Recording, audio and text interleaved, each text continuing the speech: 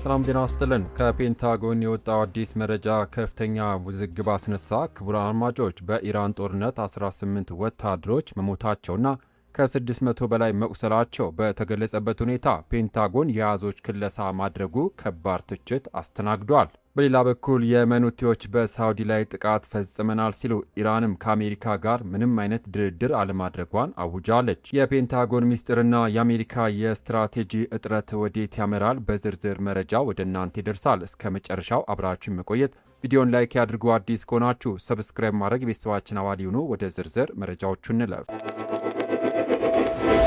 በቅድሚያም በኢራን ጦርነት የአሜሪካ ወታደሮች መጎዳትና የፔንታጎን ውዝግብ። ወደ መጀመሪያው መረጃ አልፋለሁ። ክቡራን አድማጮች፣ ፕሬዚዳንት ዶናልድ ትራምፕ በኢራን ላይ ጥቃት እንዲፈጸም ካዘዙበት ጊዜ ጀምሮ 18 የአሜሪካ ወታደሮች ሕይወታቸው ማለፋቸውና ቢያንስ 624 ደግሞ መቁሰላቸውን የመከላከያ መስሪያ ቤቱ ፔንታጎን መረጃ ያመላክታል። ጉዳት ከደረሰባቸው መካከል 417ቱ በኢራን ላይ ከተካሄደው ኤፒክ ፊሪ ከተባለው ዘመቻ ጋር ሲያያዙ 207 ያሉ ደግሞ በባህር ማዶ ዘመቻዎች ላይ የተሳተፉ እንደሆነ ተጠቅሷል። ነገር ግን ባለፈው ሳምንት ፔንታጎን በጦርነት ሕይወታቸው ያለፉትና የቆሰሉ ወታደሮችን መረጃ የከለሰ ሲሆን በኢራን ጦርነት ሕይወታቸው ካለፉት መካከል 4 አባላቱን ስም በባህር ማዶ ዘመቻ ላይ ሕይወታቸው እንዳለፈ ዝርዝር ውስጥ በማካተት የሟቾችን ቁጥር ከ18 ወደ 14 ዝቅ አድርጎታል።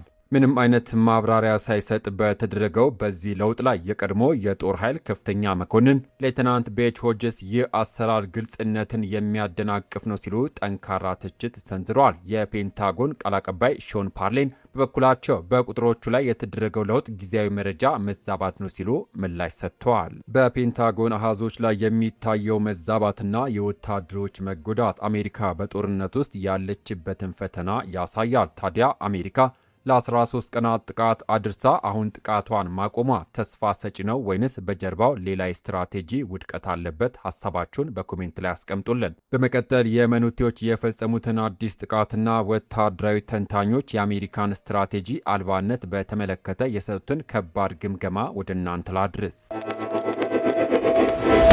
የሁቲዎች ጥቃትና የተንታኞች አሜሪካ ስትራቴጂ የላትም ግምገማ። የየመን ሁቲዎች በሳውዲ አረቢያ ነዳጅ አቅርቦትና የትራንስፖርት ቦታዎች ላይ የድሮን ጥቃት መፈጸማቸውን ተናግረዋል። ከ5 ወራት ጦርነት በኋላ በአሜሪካና በኢራን መካከል ያለው ጥቃት ለጊዜው መቆሙ ትልቅ ጥያቄም አስነስቷል።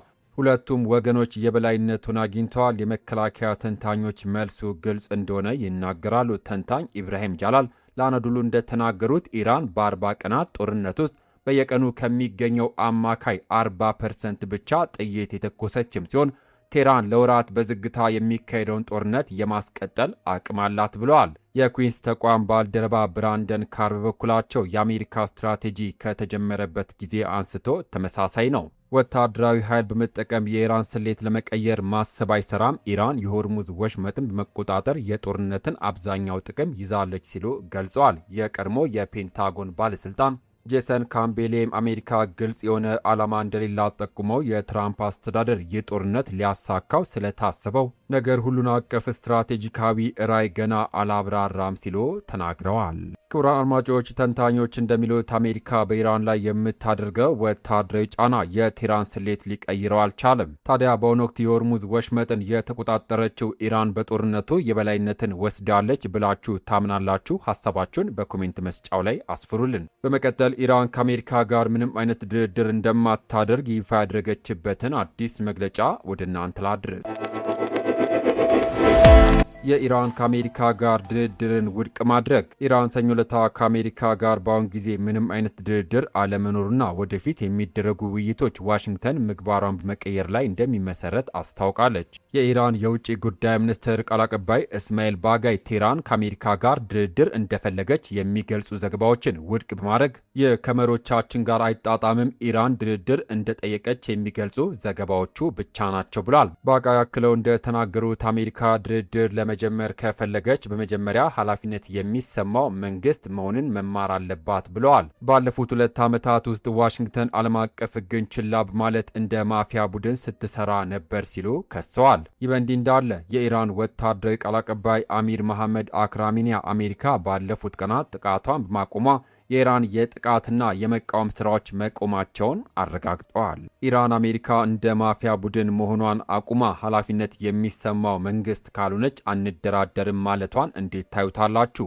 አሜሪካ የኢራንን ቅድመ ሁኔታ ተቀብላ አቋሟን ትቀይራለች ወይንስ ውጥረቱ አዲስ ወታደራዊ ግጭት ያመራል? ሀሳባችሁን በኮሜንት መስጫው ላይ አስፍሩልን። በአጠቃላይ የፔንታጎን የተጎጂዎች አሃዝ ክለሳ ውዝግብ፣ የሁቲዎች አዲስ ጥቃትና የተንታኞች ግምገማ እንዲሁም የኢራን ድርድር ውድቅ ማድረግ ለሰዓቱ ያስኩላችሁ ሰበር መረጃዎች ነበሩ። ቪዲዮን ከወደዳችሁት ላይክ ማድረጋችሁን አትርሱ። አዳዲስና ሰበር መረጃዎች በፍጥነት እንዲደርሷችሁ ቻናሉን ሰብስክራይብ በማድረግና የደውል ምልክቷን ይጫኑ። ከሰዓታት በኋላ በሚሰሙ በአዳዲስ ሰበር መረጃ እስከምንገናኝ ሰላም ለሀገራችን፣ ሰላም ለመላው ዓለም ይሁን። በያለንበት የዓለም ዳርቻ ቸር እንቆይ።